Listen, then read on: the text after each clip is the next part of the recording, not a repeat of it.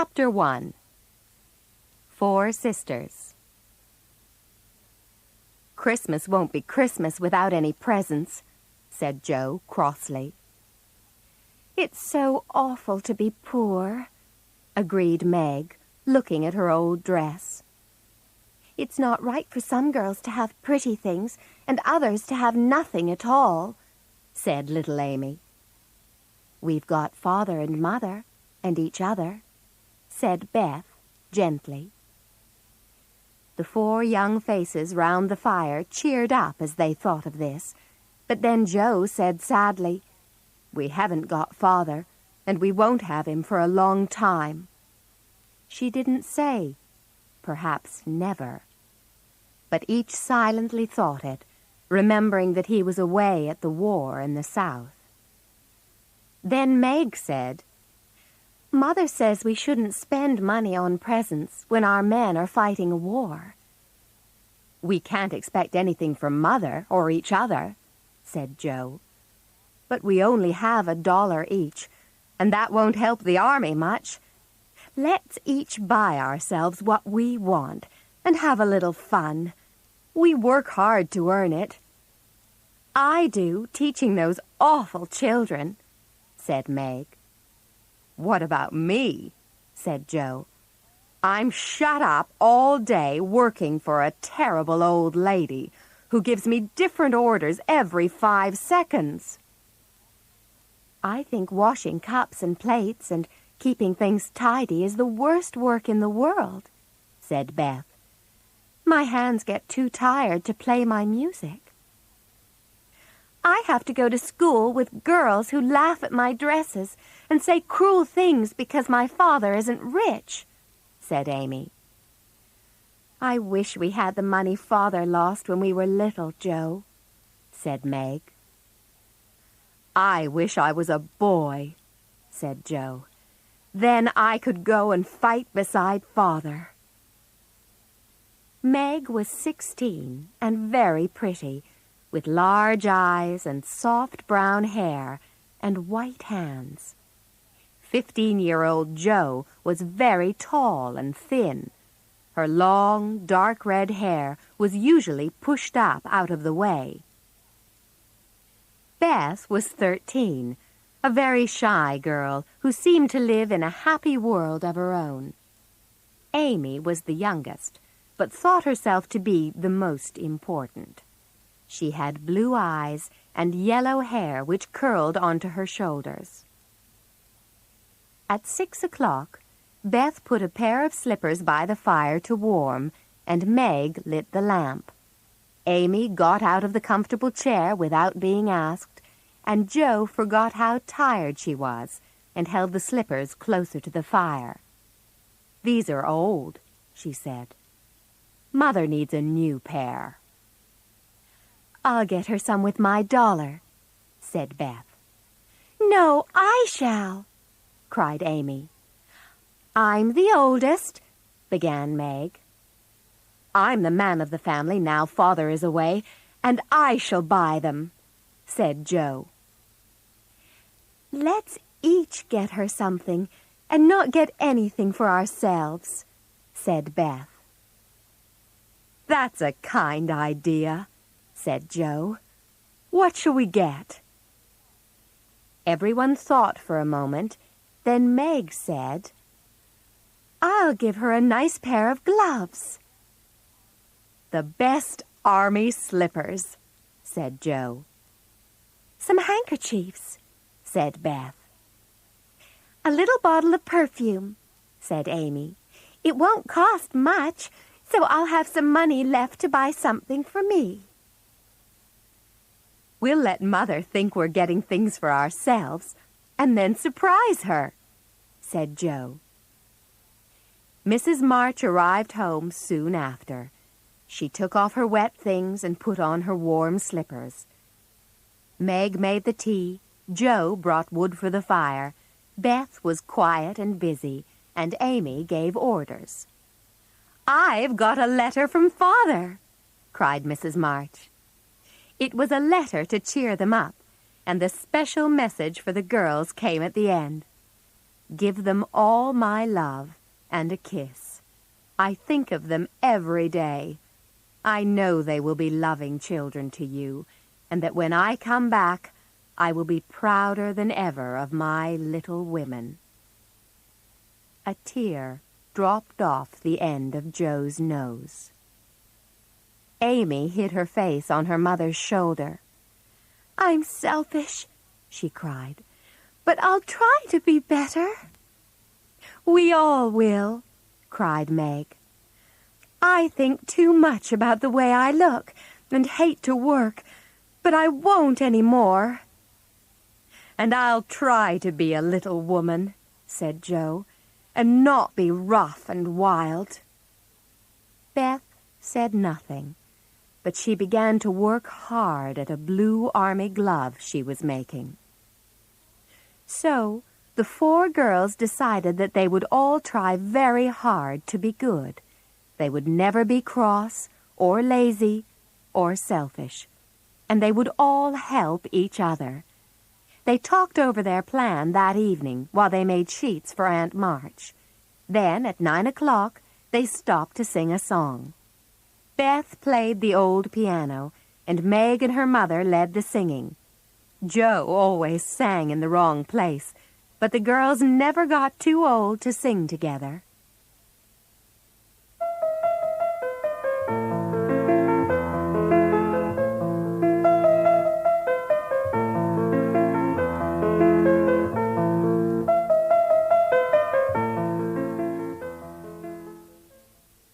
Chapter 2.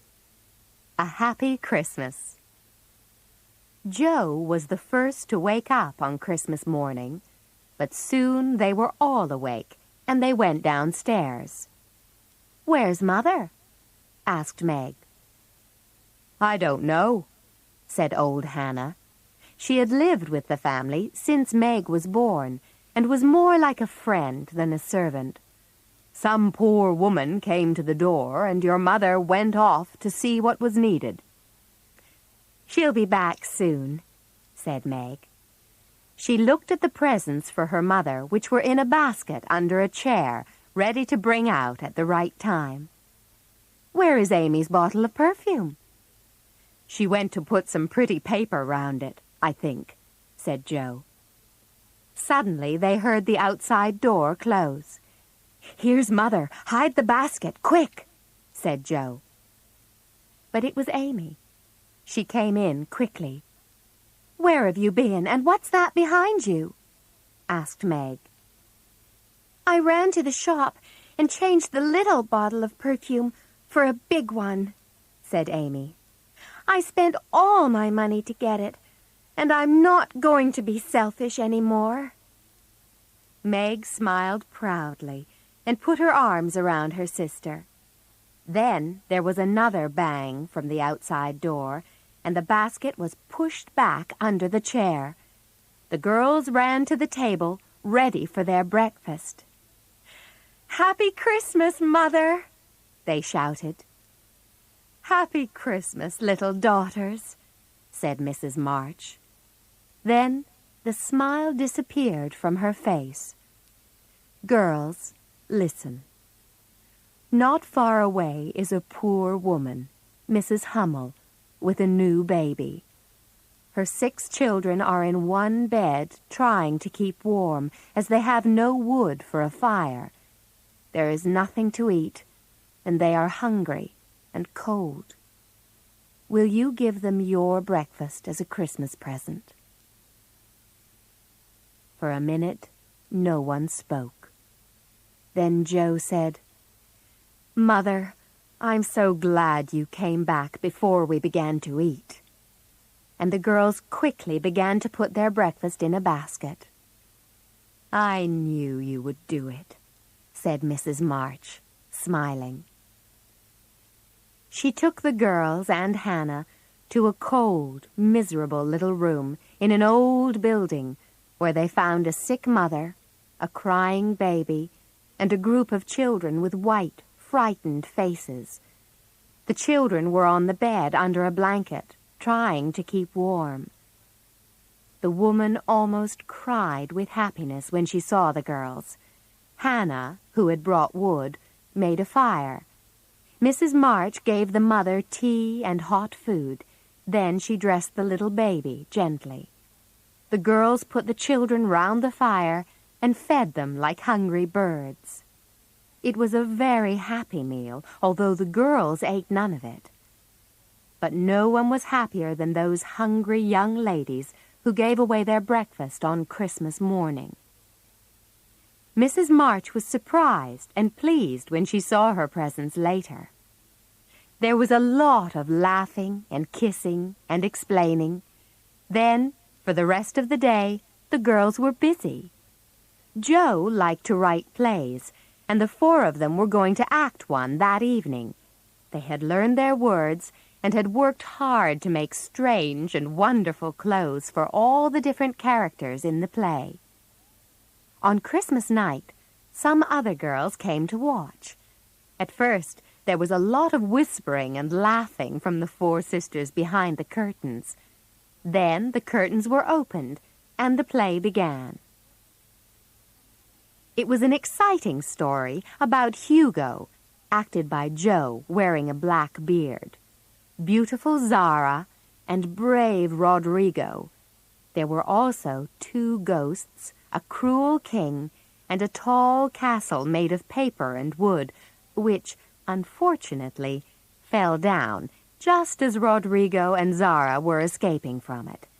There were screams of laughter from everyone, but the actors picked themselves up and carried on through more dangers and mysteries until the happy ending was reached. All the visitors loved the play, and after the excitement and fun came a surprise for everyone. "Would the young ladies like to stay for supper?" asked Hannah. And when the girls saw the supper table, they could not believe their eyes. There was ice cream, cake, fruit, and French chocolate, and in the middle of the table were flowers for each of the 4 actors. "Where did it all come from?" asked Amy. "From Father Christmas, perhaps," said Beth. "Mother did it," said Meg. "Aunt March sent it," said Joe. "You're all wrong," laughed Mrs. March. "Old Mr. Lawrence sent it." "The Lawrence boy's grandfather?" said Meg. "But we don't know him." "Hannah told his servant about your breakfast party, and that pleased him," said Mrs. March. "He knew my father many years ago, and he sent me a note this afternoon asking if he could send my children a few small Christmas presents." "The idea came from that boy. I know it did," said Joe. "I'm sure he wants to know us, but he's shy, and Meg won't let me speak to him when we pass him in the street. She says that it's not at all polite for young ladies to introduce themselves to strangers." "You mean the people who live in the big house next door, don't you?" said one of the other girls. "My mother knows old Mr. Lawrence. She says he keeps his grandson in the house when the boy isn't riding or walking with his tutor, and makes him study very hard. We invited the boy to our party, but he didn't come." "That boy needs to have some fun," said Joe.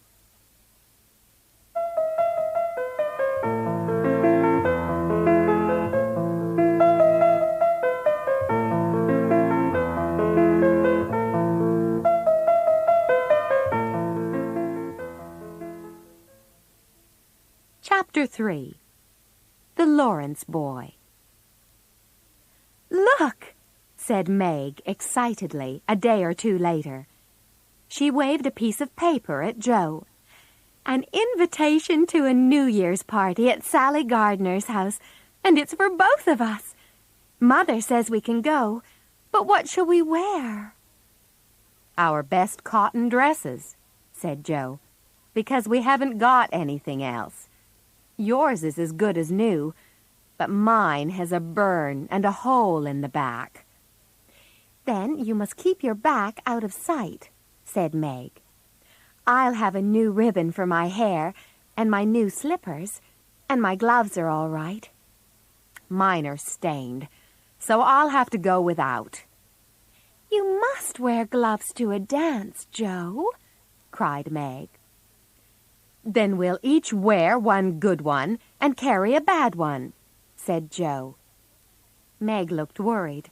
All right, but you will behave nicely, won't you? Don't stare, or put your hands behind your back. On New Year's Eve, the two younger sisters watched the two older girls get ready for the party. There was a lot of running up and down and laughing and talking. Meg wanted some curls around her face, so Joe began to work on the papered ends of Meg's hair with a pair of hot tongs. Should they smoke like that? Asked Beth. It's the wetness drying, said Joe. What a strange burning smell, said Amy. I'll take the papers off now, said Joe, and you'll see lots of little curls. She took the papers off, and to her horror, the burnt hair came off with them. Oh, oh, what have you done to my hair? Cried Meg. I always get things wrong, said Joe unhappily. I'm so sorry. I suppose the tongs were too hot. Don't worry, Amy told Meg, who was crying. Just tie your ribbon so that the ends come onto your forehead a little, and it will look quite fashionable. At last, Meg and Joe were ready and went off to the gardener's house, where Mrs. Gardner welcomed them kindly. Meg immediately began to enjoy herself with Sally, but Joe wasn't interested in girlish talk and stood with her back carefully against the wall, watching the dancing. Soon Meg was asked to dance. Then Joe saw a big red-haired boy coming towards her, and she quickly went through a door into a small room. Unfortunately, another shy person was already hiding there, and she found herself looking at the Lawrence boy. Oh, dear, I didn't know anyone was here, Joe said. The boy laughed. Don't go. I came in here because I don't know any people, but I think I've seen you before, he said. You live near us, don't you? Next door, said Joe. We enjoyed your nice Christmas present. My grandfather sent it, Miss March.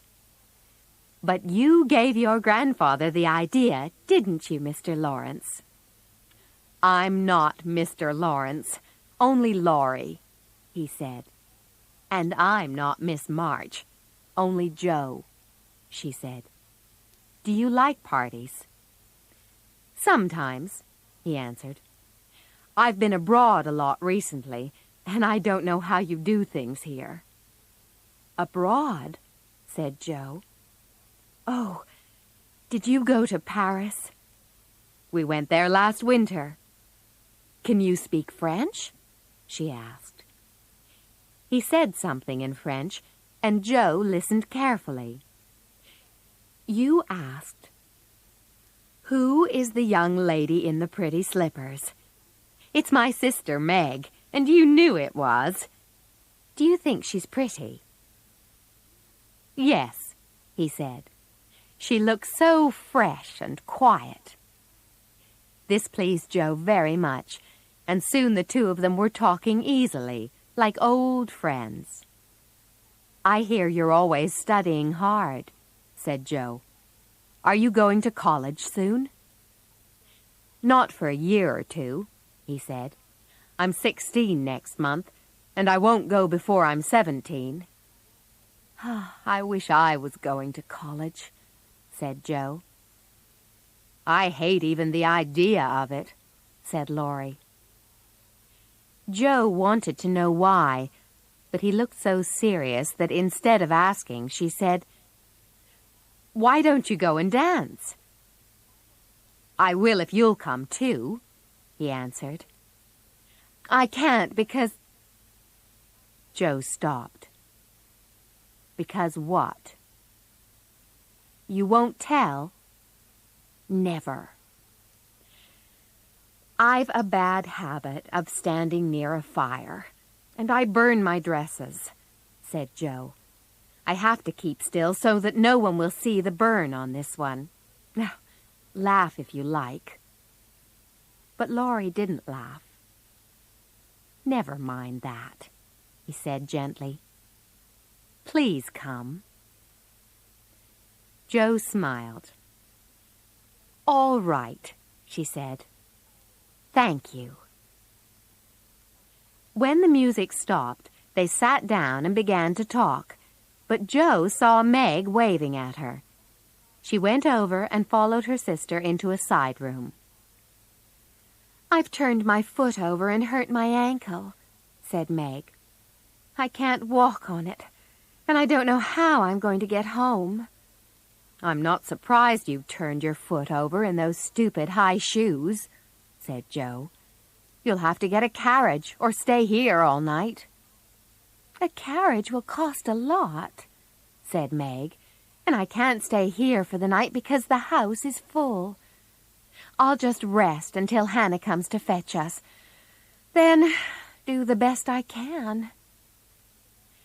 They're going in for supper now, said Joe. I'll stay with you. No, run and bring me some coffee, said Meg. Joe found the coffee, but immediately dropped some down the front of her dress. She was cleaning it off with Meg's glove when a friendly voice spoke to her. Can I help? Said Laurie. He had a cup of coffee in one hand and a plate with a cake on it in the other. I was trying to get something for Meg, said Joe. And I was looking for someone to give this to, he said. He fetched more coffee and a cake for Joe. Then the three of them had a happy time talking together until Hannah arrived. Meg completely forgot about her foot and stood up quickly. She cried out with pain, and when Laurie saw that she could not walk, he immediately offered to take them home in his grandfather's carriage. But you can't want to go home yet, said Joe. I always go early, said Laurie. He sat with the driver, and the two girls sat with Hannah inside the carriage and talked excitedly about the party. I had a wonderful time, did you? Said Joe. Yes, until I hurt myself, said Meg. Sally's friend, Annie Moffat, has asked me to go and stay with her for a week in the spring when Sally does. Joe told Meg her adventures, and then they were home. They thanked Laurie and went quietly into the house, hoping to wake no one. But as soon as they opened their bedroom door, two little voices cried out, "Tell us about the party! Tell us about the party!"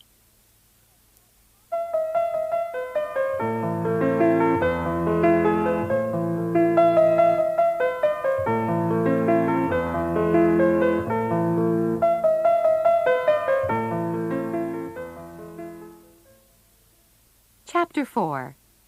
The House Next Door. It's so nice to go to parties and drive home in carriages, said Meg the next morning. Other people live like that all the time, and I wish we could.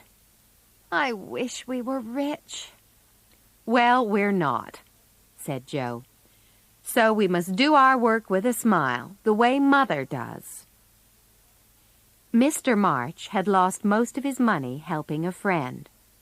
When the two older girls discovered this, they wanted to do something to earn some money for the family, and as soon as they were old enough, they found work.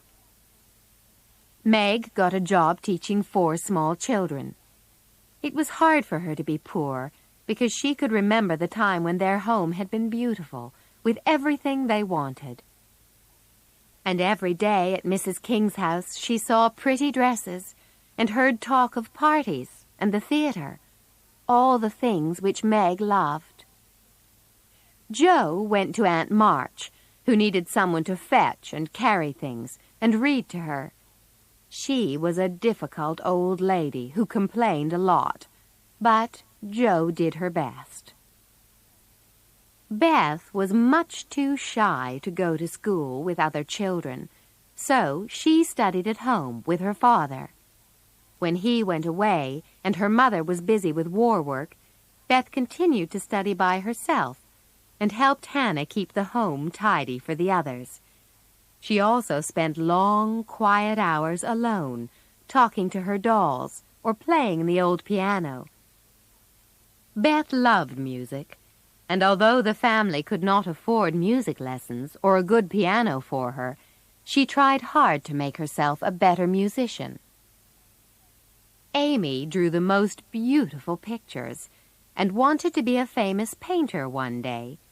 She was a favorite with everyone, except when she complained about having to wear her cousin's old clothes because her mother could not afford to buy new ones for her. One afternoon, a week or two later, Jo went outside to clear the snow away from some of the garden so that Beth could walk there when the sun came out. She looked across to the house next door, a big stone house with lovely things inside that Jo occasionally saw through the open curtains at the windows. But it seemed a lonely, lifeless kind of house, as no children played outside, no motherly face smiled at the windows, and not many people went in and out, except the old gentleman and his grandson. She had not seen the Lawrence boy lately, and wondered if he was away. But suddenly she saw him looking out of an upstairs window. She threw up a handful of soft snow and called out, "Are you ill?" Laurie opened the window. "I'm almost better, thank you," he said. "I've had a bad cold." "What do you find to do?" said Jo. "Nothing," he said. "They won't let me." "Why don't you get someone to come and see you?" "I don't know anyone." "You know us," said Jo. "So I do," laughed Laurie. "Will you come, please?" "I'll come if Mother will let me. I'll go and ask her. Shut the window and wait until I come." Laurie was excited and began to get ready for Jo's visit.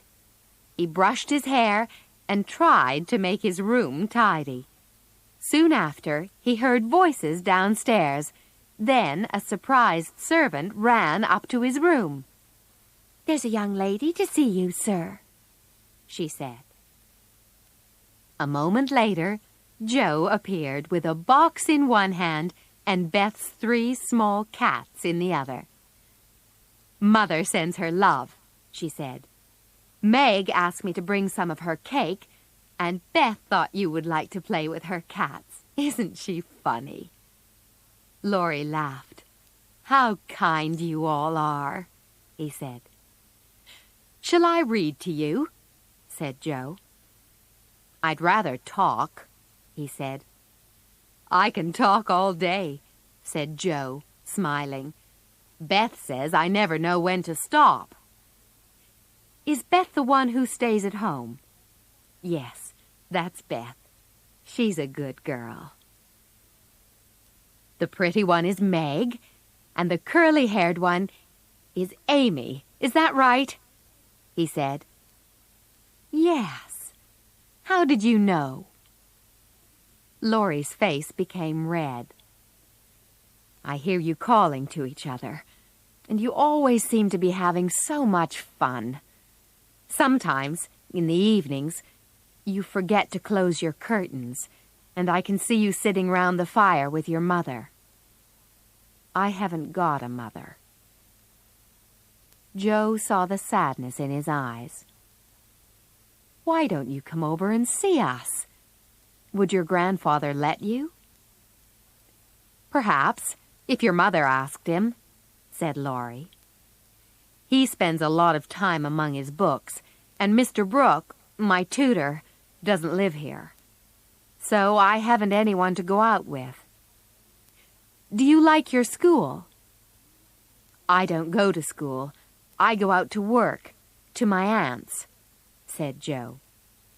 She described the difficult old lady and made him laugh with her stories. She told him all about her sisters, the plays they acted, and their hopes and fears for their father. Then they talked about books, and Joe discovered that Laurie loved them as much as she did. "Come and see our library," he said. "Grandfather is out, so you needn't be afraid." "I'm not afraid of anything," replied Joe. He took her down to a room where the walls were covered with books and pictures. "You should be the happiest boy in the world," said Joe, sitting in a big armchair and looking round. "A person can't live on books," he said. Suddenly, a bell rang.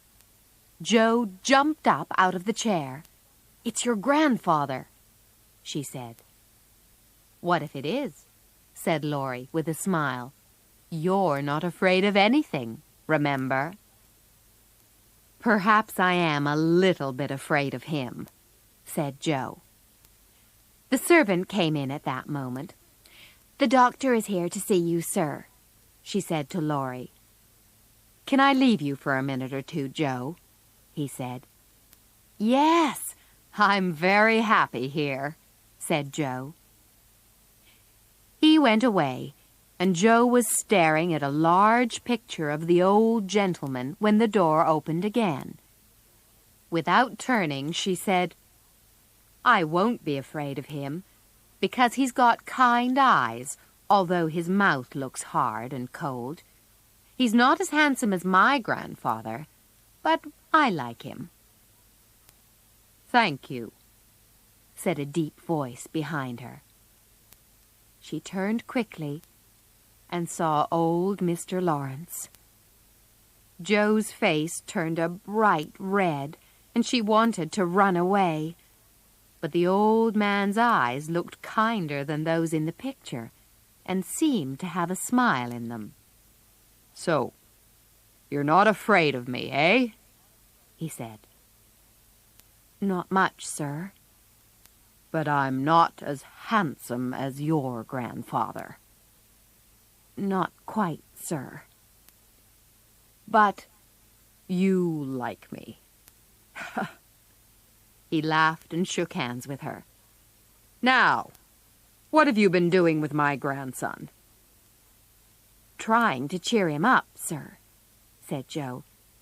"He seems a bit lonely." "Then come and have some tea with us." Laurie was very surprised to see Joe with his grandfather, but was soon talking and laughing happily with Joe. The old man watched the two young people and noticed the change in his grandson. "She's right," he thought. "The boy does need cheering up." After tea, they went into a room where there was a large and beautiful piano. "Do you play?" Joe asked Laurie. "Sometimes," he answered. "Play now. I want to hear it so I can tell Beth." So Laurie played, and Joe listened.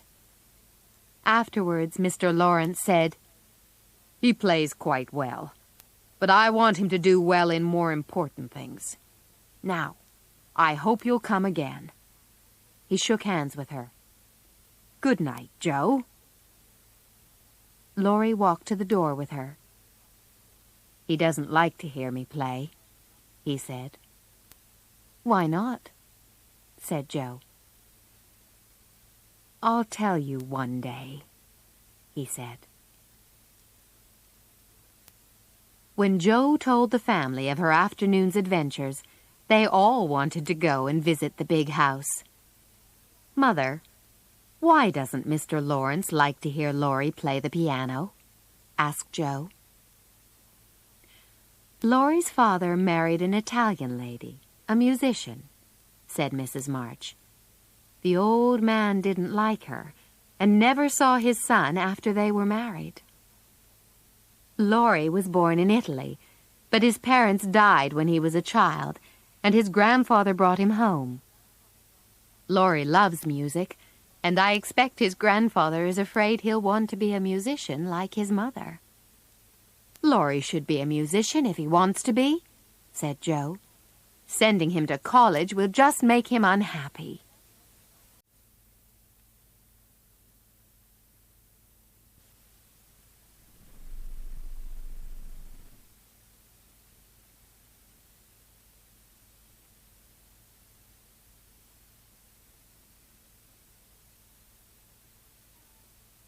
Side 2.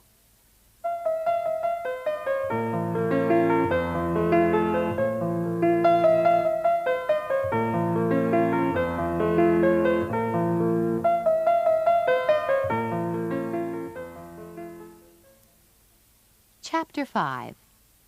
A Surprise for Beth. Laurie and the 4 girls were soon great friends. Mr. Brooke complained to the old gentleman that his student was always running across to see the marches. "Let him have a bit of a holiday," said Mr. Lawrence. "He can catch up with his studies later." What good times they had!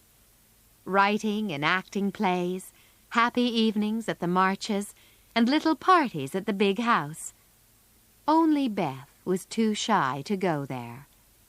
When Mr. Lawrence heard about Beth's shyness, he came to have tea with their mother one day and began to talk about music and great singers he had heard. Beth found it impossible to stay in her corner and came to listen. "Laurie hasn't much time for his music," Mr. Lawrence told Mrs. March. "So the piano is not used very often. Would any of your girls like to play it sometimes? They needn't see or speak to anyone, and I'll be in my study." He got up to go. "But if they don't want to come—" At this moment, a little hand touched his own. It was Beth's. I want to come," she said, her voice shaking. "Very much." "You're the musical girl," said Mr. Lawrence gently. "I'm Beth. Yes, I love music, and I shall come." The next day, Beth waited until the old and the young gentleman both went out.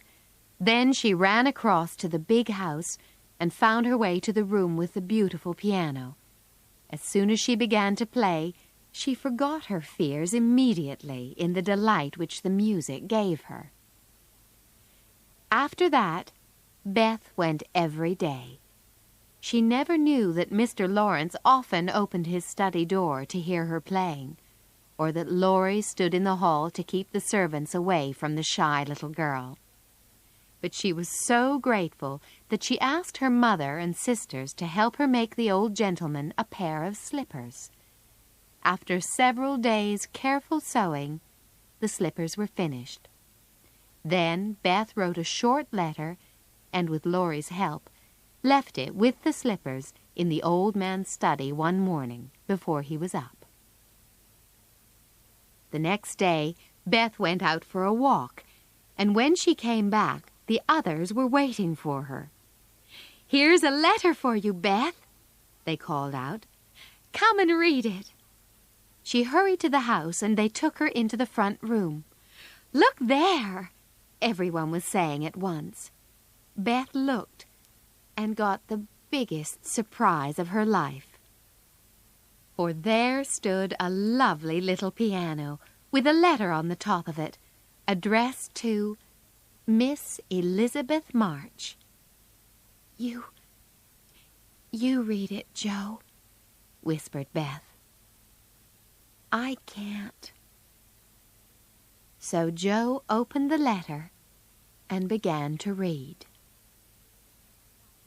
"Dear Miss March," she read, "I have had many pairs of slippers, but none which have pleased me so much as yours.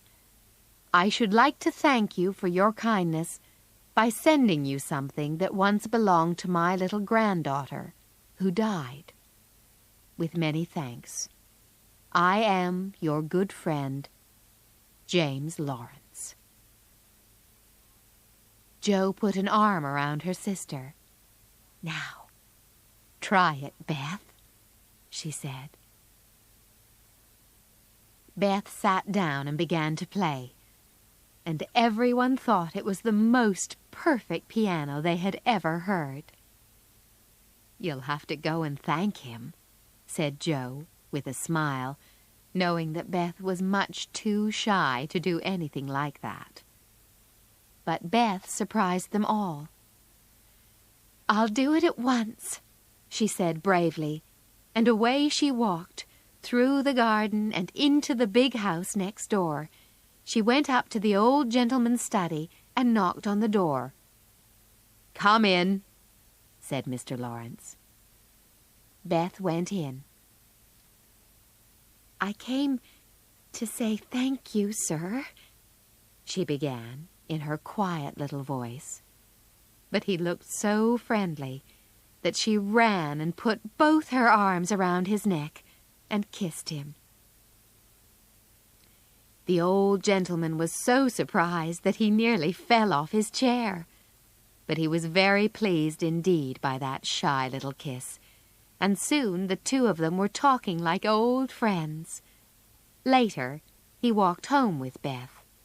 The girls, watching with great interest from the window, could not believe their eyes. Well, Meg said, I do believe the world is coming to an end.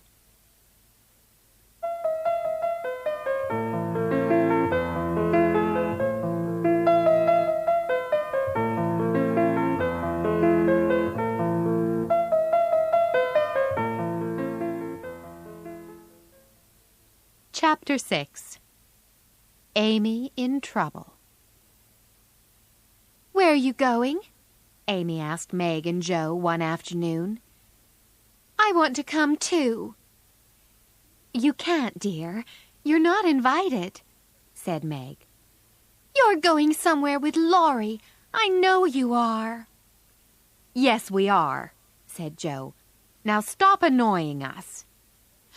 You're going to the theater, Amy said suddenly. I want to go with you. We could take her, I suppose, began Meg. No, Laurie only invited us, said Jo. I shall go, shouted Amy. Meg says I can. You just stay where you are, said Jo angrily. I'll make you sorry for this, Jo March, Amy shouted as Meg and Jo left the house. The two older sisters enjoyed themselves at the theater, but Jo couldn't stop worrying as she wondered what Amy would do to make her sorry. She found out the next afternoon. Beth, Amy, and Meg were sitting together when Jo ran into the room. Has anyone taken my notebook? Jo asked. Meg and Beth said no at once, but Amy said nothing. Amy, you've got it, said Jo. No, I haven't, said Amy. That's a lie, said Jo. Tell me the truth or I'll make you. Do what you like, said Amy. You'll never see your stupid book again because I burned it.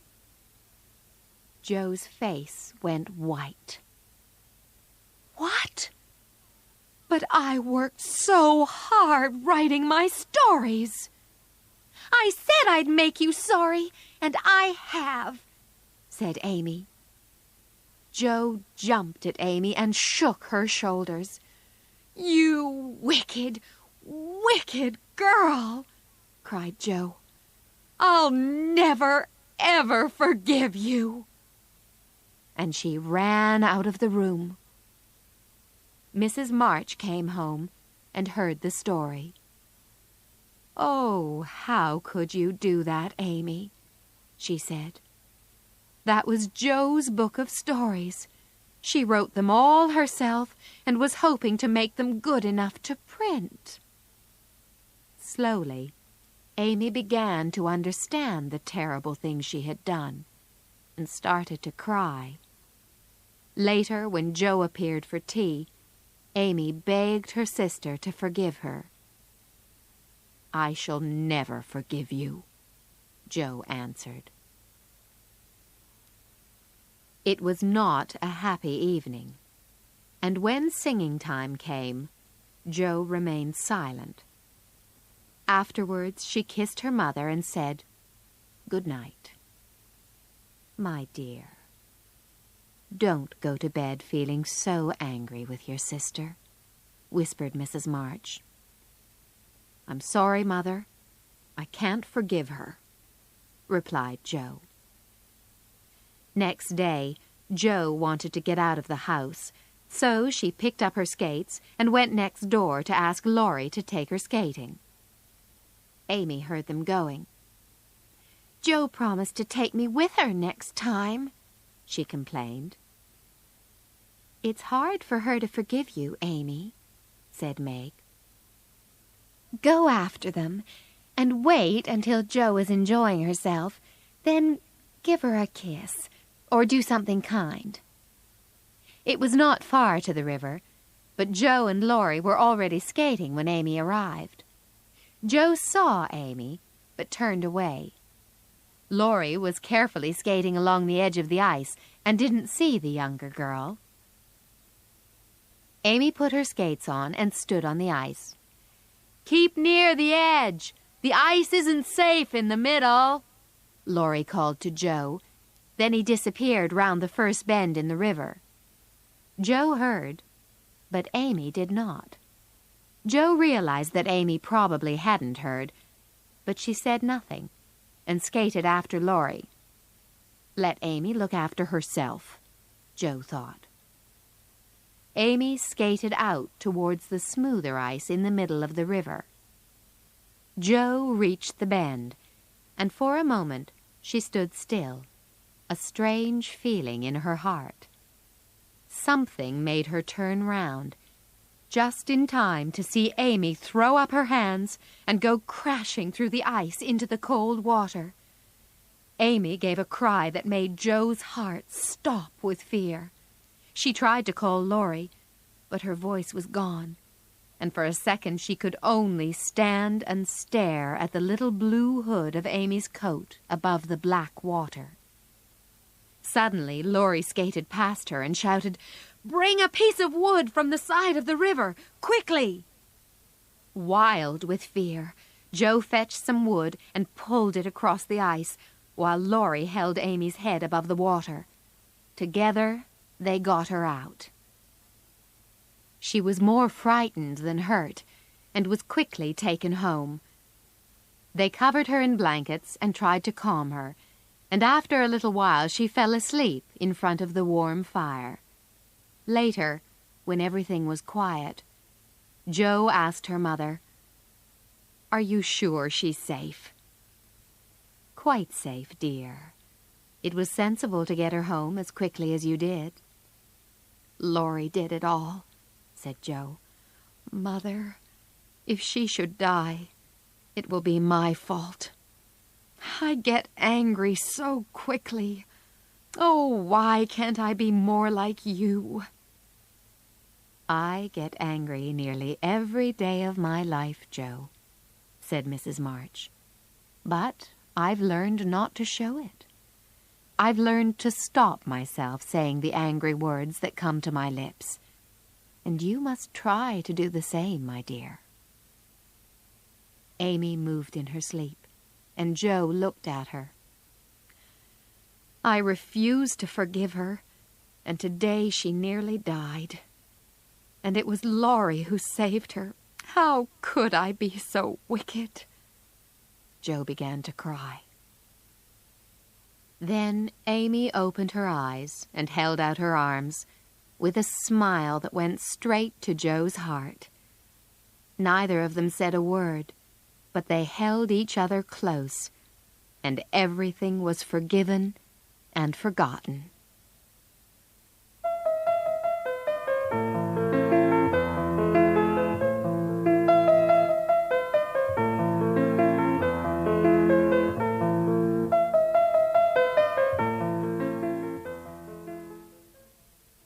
Chapter 7.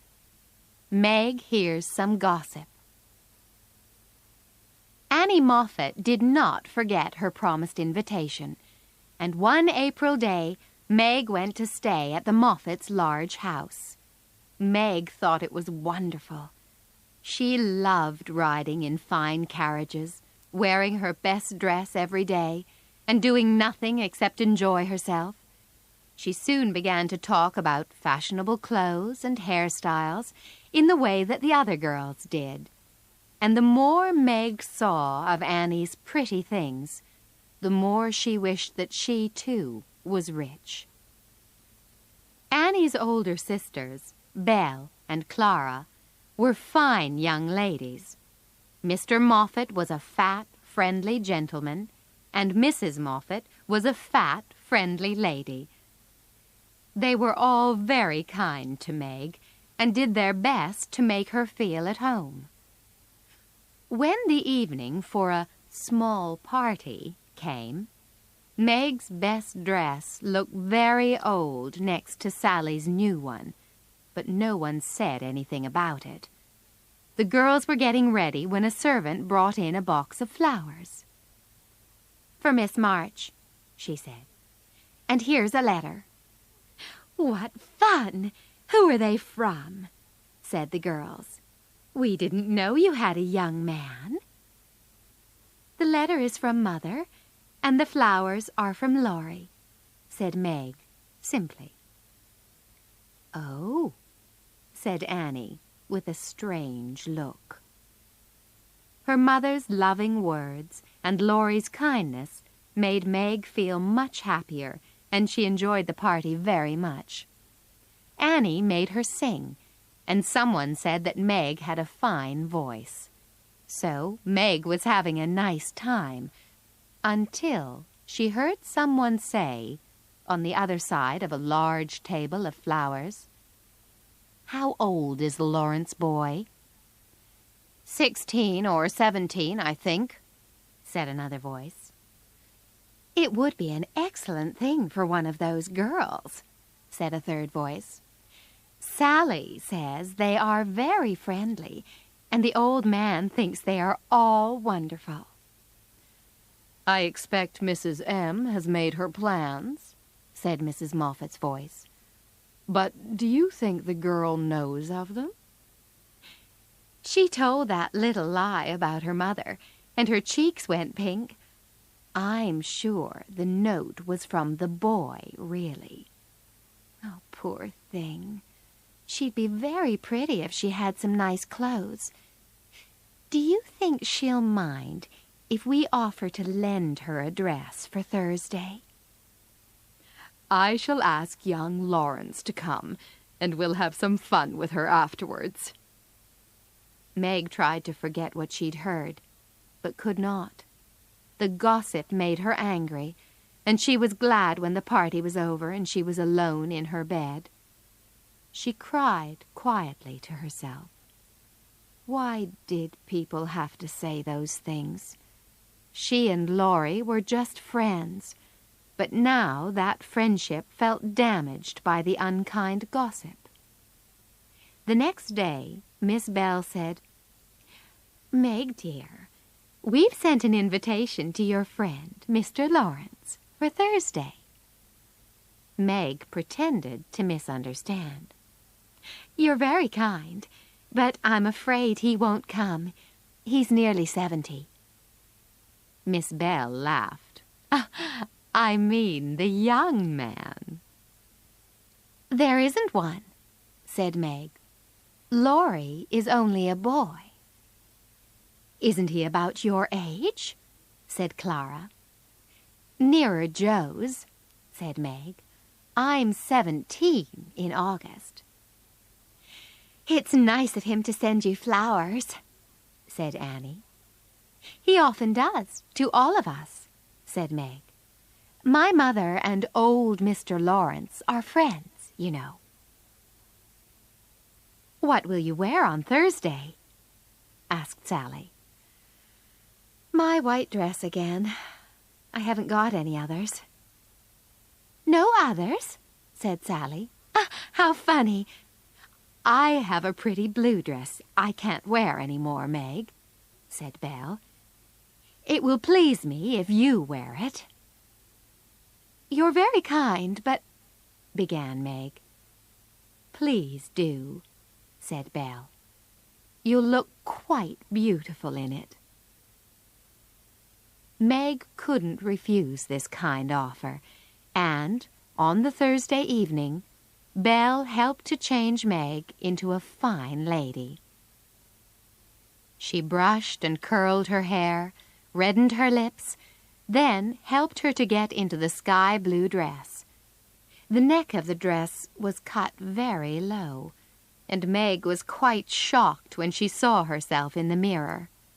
A necklace and earrings were added, and Meg was ready for the party. At first, she felt strange in all the fine clothes, but she soon discovered that people who did not usually notice her now came to speak to her. Several young men who had only stared before now asked to be introduced. Suddenly, Meg saw Laurie across the room. He was staring at her, and he didn't look very pleased. Meg began to feel uncomfortable, and she wished that she had worn her old dress. As she walked up to Laurie, she saw Belle and Annie watching them both and smiling. I'm glad you came, Meg said to Laurie in her most grown-up voice. I was afraid you wouldn't.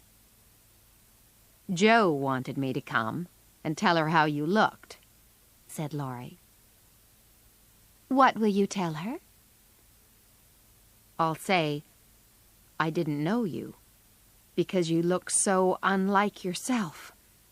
I'm quite afraid of you, he said. The girls dressed me up for fun, said Meg. Don't you like it? No, I don't, came the cool reply. Meg became angry. Then I shan't stay with you. And she walked off towards the window. A moment or two later, an older man went past her, and she heard him say to his friend, That girl has been dressed up like a doll. Oh, dear, thought Meg. Why didn't I wear my own things? She turned and saw Laurie behind her. Please forgive me, he said. Come and have something to eat. Meg tried to look annoyed. Please come, he said again. I don't like your dress, but I do think you are wonderful. Meg smiled and found it impossible to stay angry with him. Please, don't tell them at home about my dress, she said. They won't understand that it was just for fun, and it will worry Mother. I was stupid to wear it, but I'll tell them myself. I won't say anything, he promised. He did not see her again until supper time, when she was drinking wine with 2 other boys. You'll feel ill tomorrow if you drink much of that, Meg, Laurie whispered to her. I'm not Meg tonight, she said. I'm a doll who does crazy things. Tomorrow I'll be good again. Meg danced and laughed and talked to as many young men as she could manage, but went to bed feeling that she hadn't enjoyed herself as much as she had expected.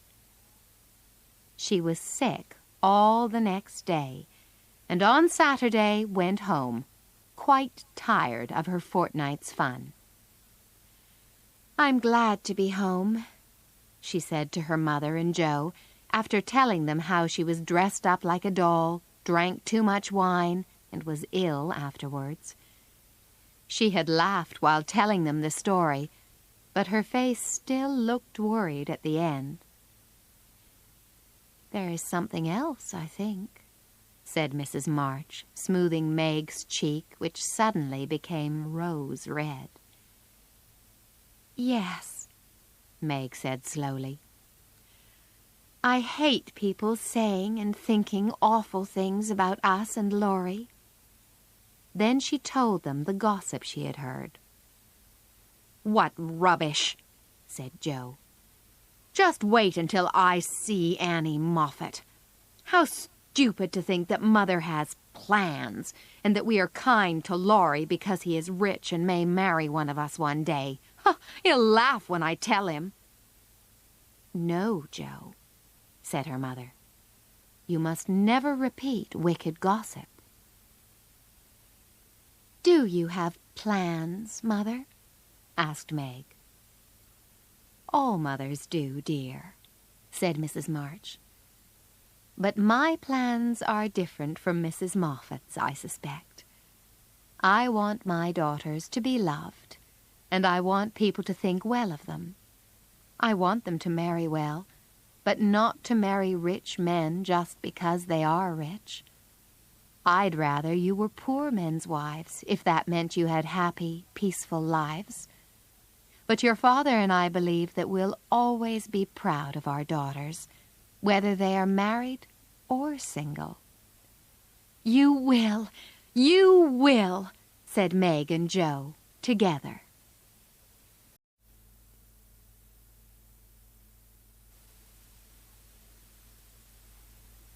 Cassette 2, Side 1.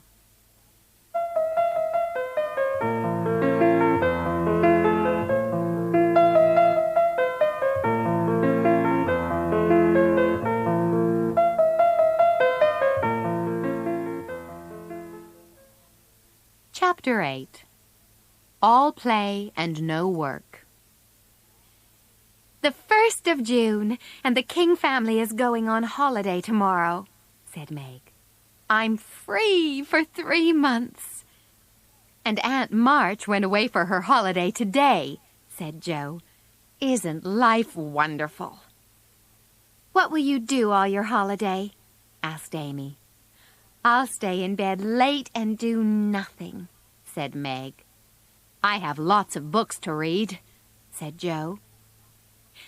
"Let's not do any studying, Beth," said Amy. "Let's play all the time and rest, as Joe and Meg are going to do." "I will if Mother doesn't mind," said Beth. Mrs. March agreed to the plan and said they could try it for a week. "But," she added, "I think by Saturday night you will find that all play and no work is as bad as all work and no play." Next day, Meg appeared at 10 o'clock and ate breakfast alone. It was a lonely meal, and the room was untidy because Beth had not cleaned it. Joe went to the river with Laurie, then sat in the apple tree and read a book. Beth began to tidy things in her cupboard, but she got tired and left it half done.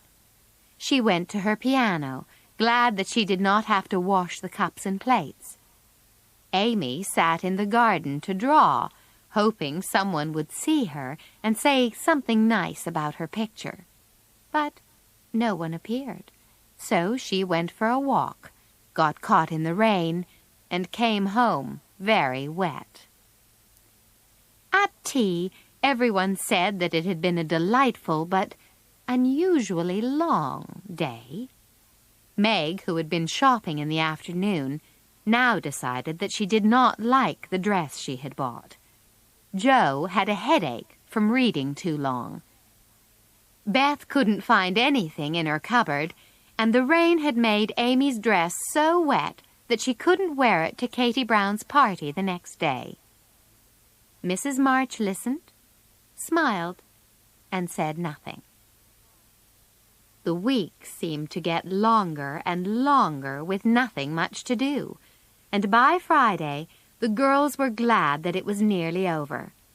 Then Mrs. March gave Hannah a holiday, and when the girls got up on Saturday, there was no breakfast ready, no fire in the kitchen, and no mother waiting for them. "What has happened?" said Joe. Meg ran upstairs, then came down to say that Mother was staying in her room to have a rest.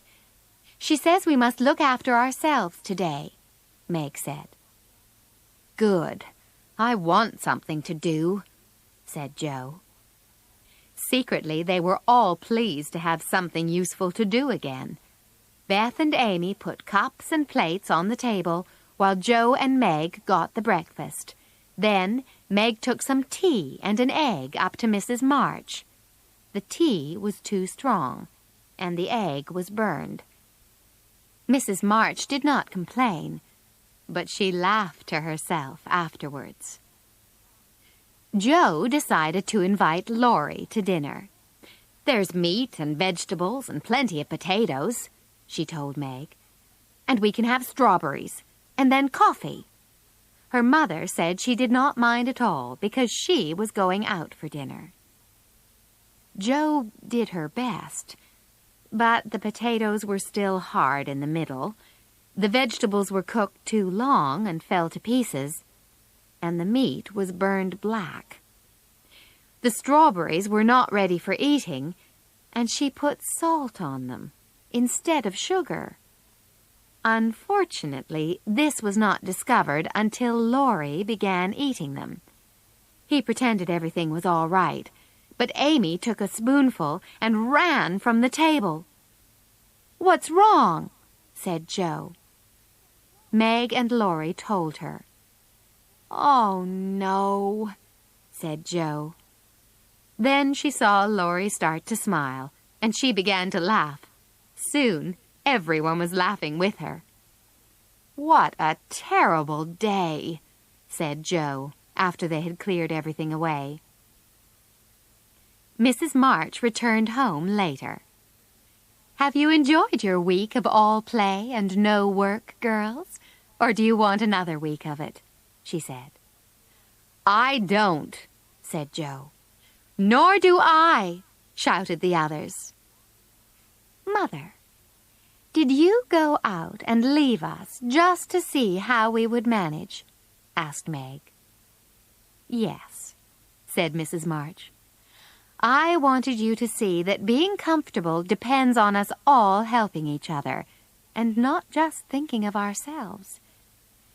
Isn't it better to have time for play and time for work, and to make each day useful and enjoyable?" "Oh, it is, Mother, it is," said the girls.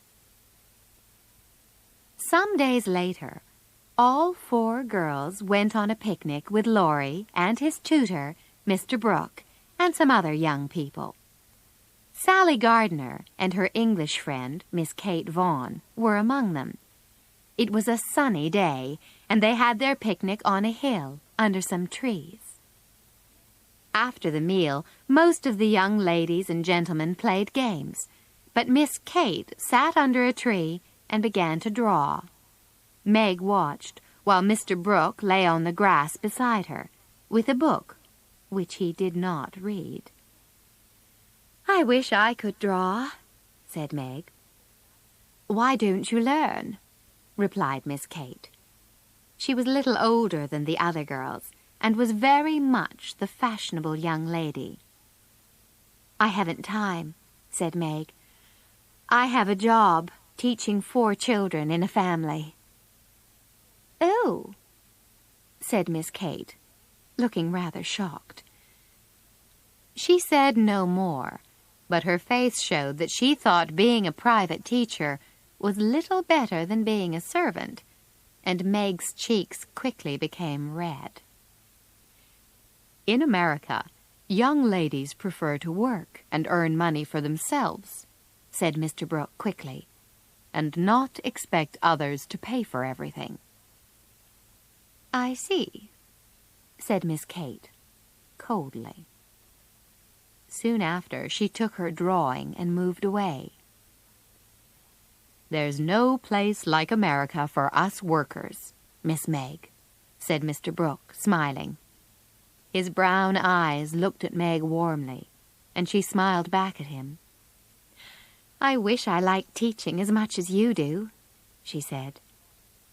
"You would if you were teaching Laurie," said Mr. Brooke. "I'll be sorry when he goes to college next year, but then I shall become a soldier." "I think every young man wants to be a soldier," said Meg. "But it's hard for the family who stay at home." "I have no family, and not many friends to care if I live or die," said Mr. Brooke, sadly. "Laurie and his grandfather would care," said Meg, "and we would all be very sorry if anything happened to you." "Thank you," said Mr. Brooke, cheering up immediately.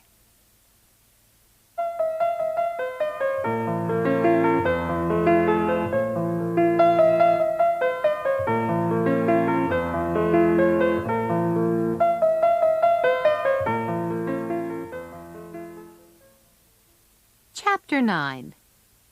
Secrets. One October afternoon, Joe caught a bus into the town and stopped outside a building in one of the busy streets. She went in, looked up the stairs, and, after a minute, ran out again. She did this several times to the great amusement of a young man who was watching from the opposite side of the road. But the fourth time, Joe gave herself a shake and walked up the stairs. The young man crossed the road and waited. It was Laurie. 10 minutes later, Joe came running out, but did not look pleased to see him. "What are you doing here?" she said. "I'm waiting to walk home with you," he said. "I've a secret to tell you, but first you must tell me yours." "You won't say anything at home, will you?" said Joe. "Not a word," promised Laurie. "I've left 2 of my stories with a newspaper man," said Joe. "But I'll have to wait until next week before I know if they will be printed." "Miss March, the famous American writer," said Laurie, throwing his hat into the air and catching it. Joe looked pleased. "Now, what's your secret?" "You remember Meg lost a glove at the picnic," said Laurie. "Well, I know where it is." "Is that all?" said Joe, looking disappointed. "Wait until I tell you where it is," he said. "Tell me then," said Joe. Laurie whispered 3 words in Joe's ear. She stared at him, looking both surprised and displeased. "How do you know?" "I saw it." "Where?" asked Joe. "Pocket." "What's wrong? Don't you like it?" "Of course not. It's stupid. What would Meg say if she knew?" "You mustn't tell anyone," said Laurie. "I didn't promise," Joe reminded him.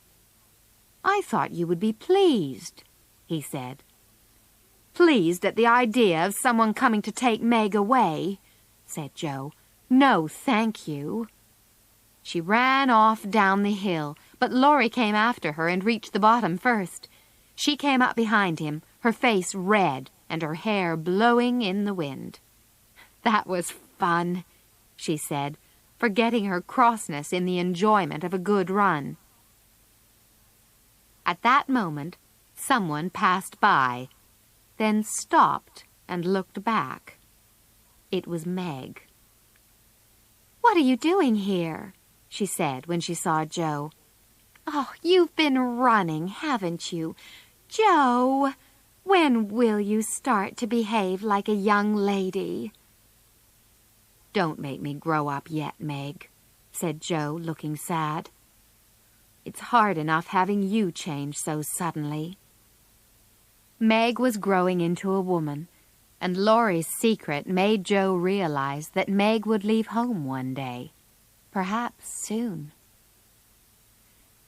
2 Saturdays after Joe had gone secretly into town, Meg saw Laurie chasing Joe all over the garden before the two of them fell on the grass, laughing and waving a newspaper. "What can we do with that girl?" said Meg. "She never will behave like a young lady." Minutes later, Joe came in with the newspaper. She sat down and began to read it. "Are you reading anything interesting?" asked Meg. "Only a story," said Joe. "Read it aloud," said Amy. "It may amuse us." Joe began to read very fast, and the girls listened. It was a love story about 2 people called Viola and Angelo, and most of the characters died in the end. But the girls enjoyed it, and Meg even cried a little at the sad parts. "Who wrote it?" asked Beth, watching Joe's face. Joe put down the newspaper. "I did," she said, her eyes bright and shining. "You?" said Meg, surprised. "It's very good," said Amy. "I knew it," said Beth. She ran across and put her arms around her sister. "Oh, Joe, I am so proud." And how proud Mrs. March was when she was told. Everyone began to speak at the same time. "Tell us all about it. How much did you get for it? What will Father say? Won't Laurie laugh?" So Joe told them all about it, and that evening there was no happier or prouder family than the Marches.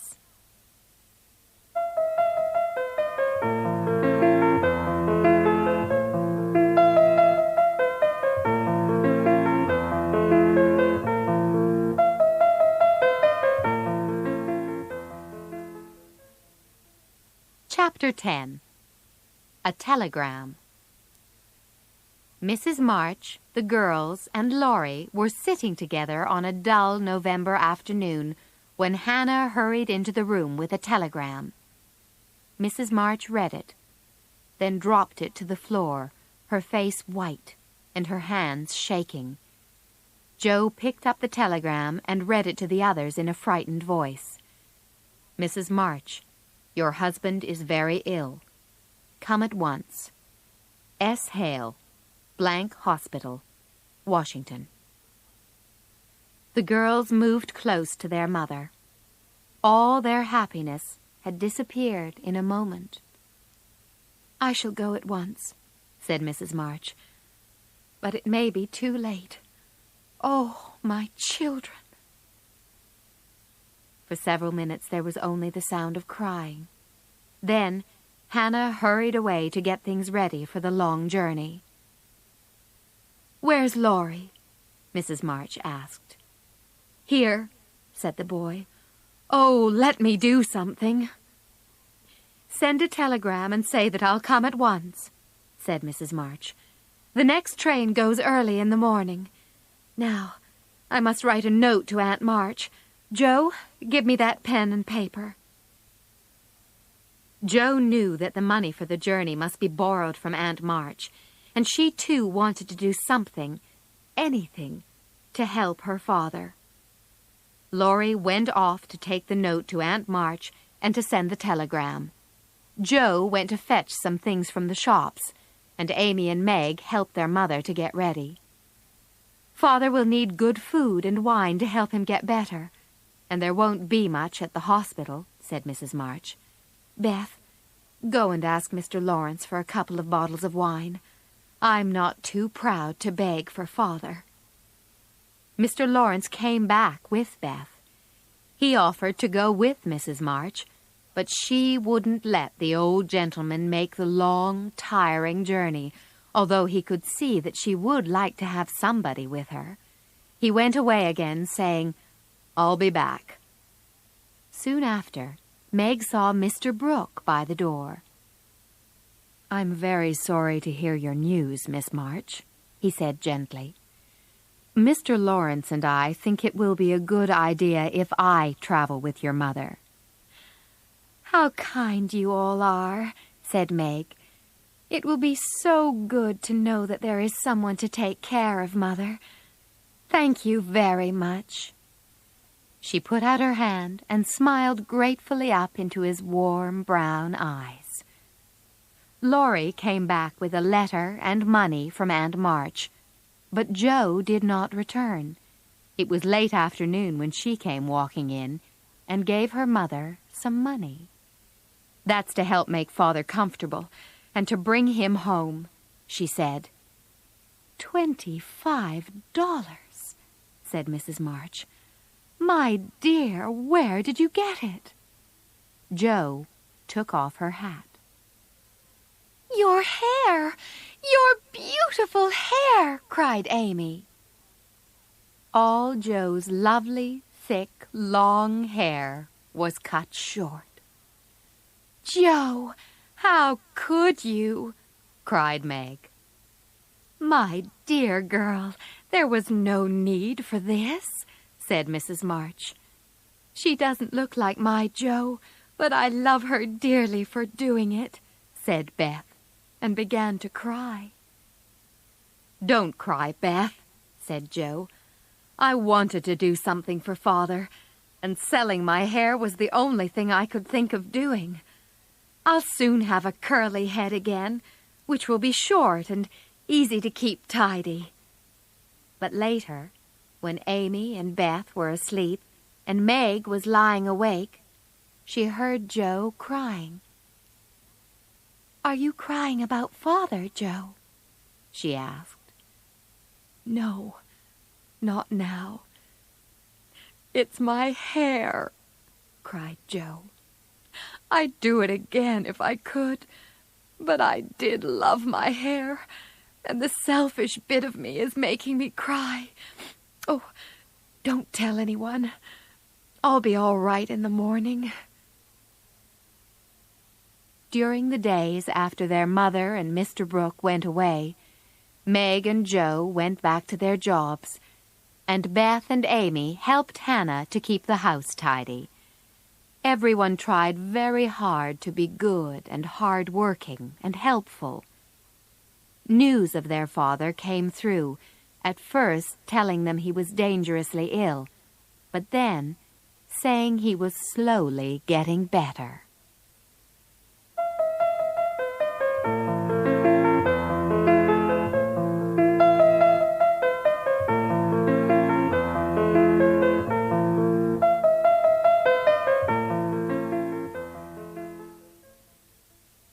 Chapter 11. Beth. 10 days after their mother went away, Beth came home late after one of several visits to a sick baby at the Hummels' house. She went straight to her mother's room and shut herself inside. Half an hour later, Joe found her sitting there, looking very ill. "Beth, what's the matter?" cried Joe. Beth put out a hand to keep her away. "You've had scarlet fever, haven't you?" she said. "Years ago, when Meg did," said Joe. "Why?" "Oh, Joe, Mrs. Hummel's baby is dead," said Beth. "It died in my arms before Mrs. Hummel got home." "My poor Beth, how awful for you," said Joe, putting an arm around her sister. "What did you do?" "I just sat and held it until Mrs. Hummel came with the doctor. He looked at Heinrich and Minna, who were also feeling sick. 'It's scarlet fever,' he said. Then he told me to come home and take some medicine quickly, or I would catch it too." "I'll fetch Hannah," said Joe. "Don't let Amy come," said Beth. "She hasn't had it, and I don't want to give it to her." It was decided that Amy must go to Aunt March's house, so Laurie took her there. Poor Amy did not like this plan at all, and only agreed to go when Laurie said he would visit her every day to bring her news of Beth. When Laurie got back, he asked Joe and Meg if he ought to send a telegram to Mrs. March. "Hannah says Mother can't leave, Father, and would only worry," said Meg. "She says Beth won't be sick long, and that she knows what to do, but it doesn't seem right." Mr. Lawrence was not allowed to see Beth, and Meg felt unhappy writing letters to her mother saying nothing about Beth's illness. Joe nursed Beth night and day, but the time came when Beth did not know her and called for her mother. Joe was frightened, and Meg begged to be allowed to write the truth, but Hannah said there was no danger yet. Then a letter came saying that Mr. March was worse and could not think of coming home for a long time. How dark the days seemed. How sad and lonely. The sisters worked and waited as the shadow of death lay over the once happy home. It was then that Meg realized how rich she had been in the things which really mattered: love, peace, good health.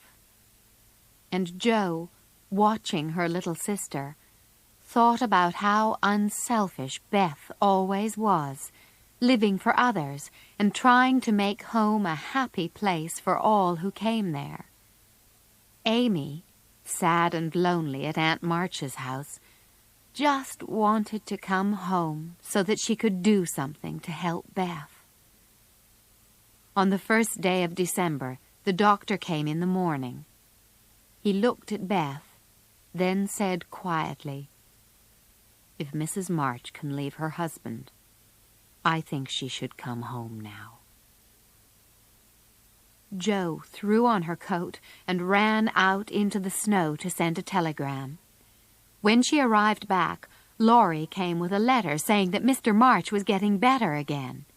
This was good news, but Joe's face was so unhappy that Laurie asked, "What is it? Is Beth worse?" "I've sent for Mother," said Joe, beginning to cry. "Beth doesn't know us anymore." Laurie held her hand and whispered, "I'm here, Joe. Hold on to me. Your mother will be here soon, and then everything will be all right." "I'm glad Father is better," said Joe. "Now Mother won't feel so bad about coming home." "You're very tired," said Laurie. "But I'll tell you something to cheer you up better than anything." "What is it?" said Joe. Laurie smiled.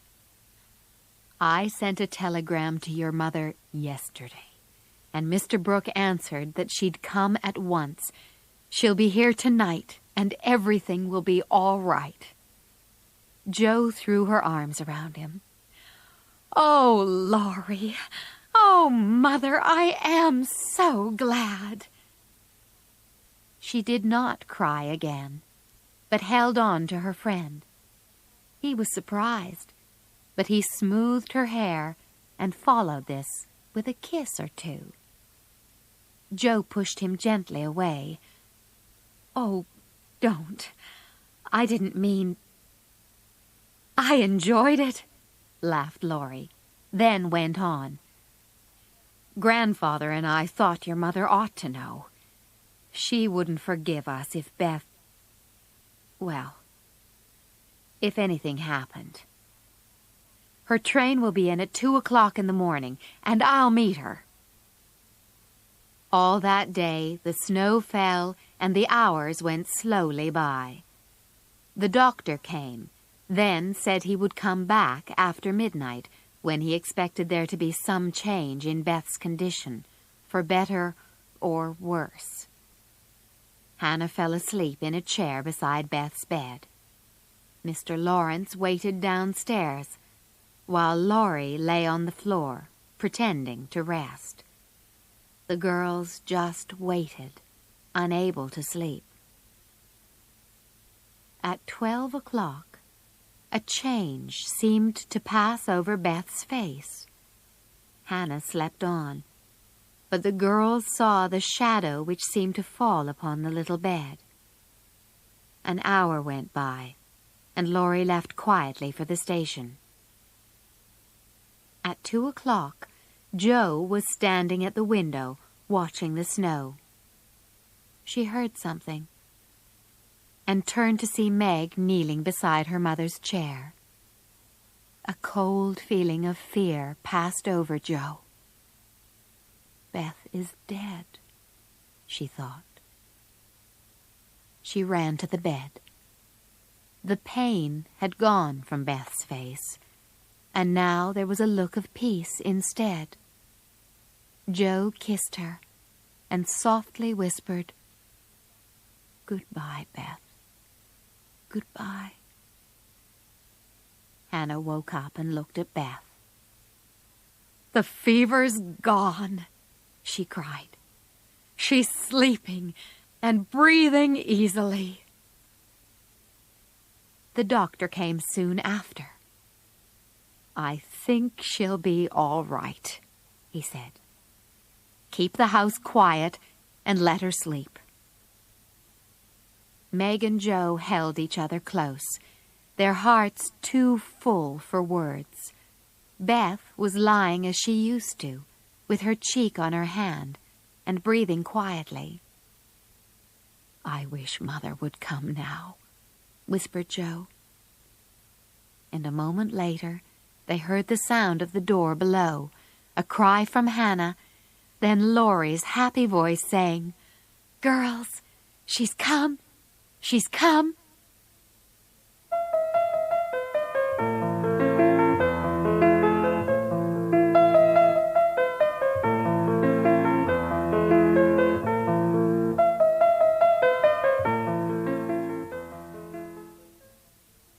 Chapter 12. Love and Mr. Brooke. When Beth woke from her long sleep, she looked into her mother's face and smiled. Then she slept again, but Mrs. March held on to her daughter's thin little hand. Hannah made breakfast while Meg and Jo listened as their mother told them about their father's health and Mr. Brooke's promise to stay with him.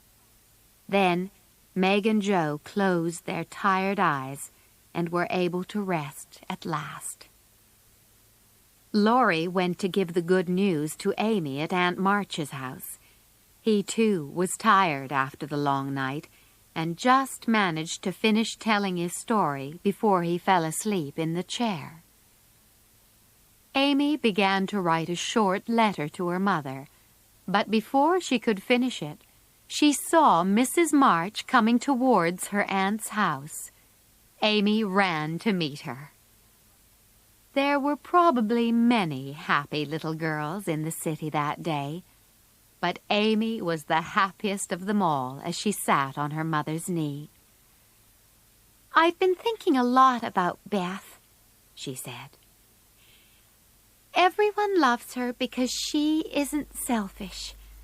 People wouldn't feel half so bad about me if I was sick, but I'd like to be loved and missed. I'm going to try and be like Beth as much as I can." Her mother kissed her. "I'm sure you will succeed," she said. "Now, I must go back to Beth. Be patient, little daughter, and we'll soon have you home again." That evening, while Meg was writing to her father, Jo went upstairs to Beth's room and found her mother beside the bed as the little girl slept. "I want to tell you something, Mother," said Jo. "Is it about Meg?"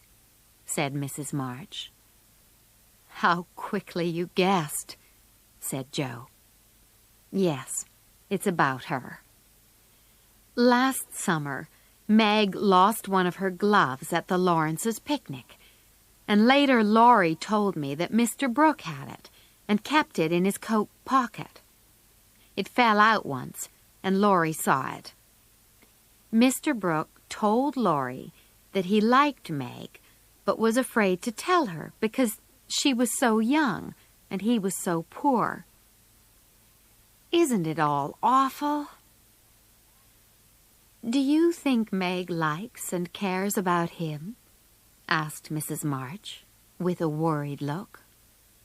I don't know anything about love, said Joe. Do you think she's not interested in John? Said Mrs. March. Who?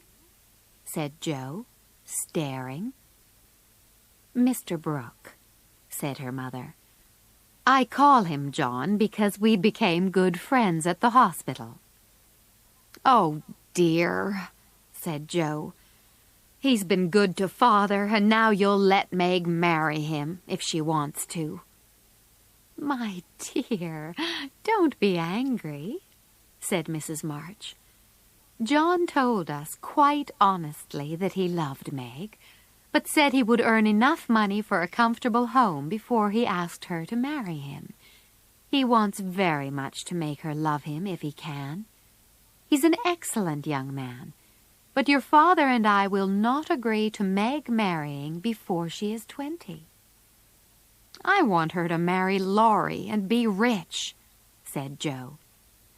I'm afraid Laurie isn't grown up enough for Meg, said Mrs. March. Don't make plans, Joe. Let time and their own hearts bring your friends together.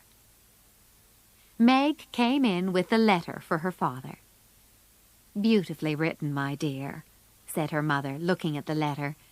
Please add that I send my love to John. Do you call him John? Said Meg, smiling. Yes, he's been like a son to us, and we are very fond of him, said Mrs. March, watching her daughter closely. I'm glad of that, because he's so lonely, was Meg's quiet answer. Good night, Mother dear. Mrs. March kissed her gently. She does not love John yet, she thought, but she will soon learn to.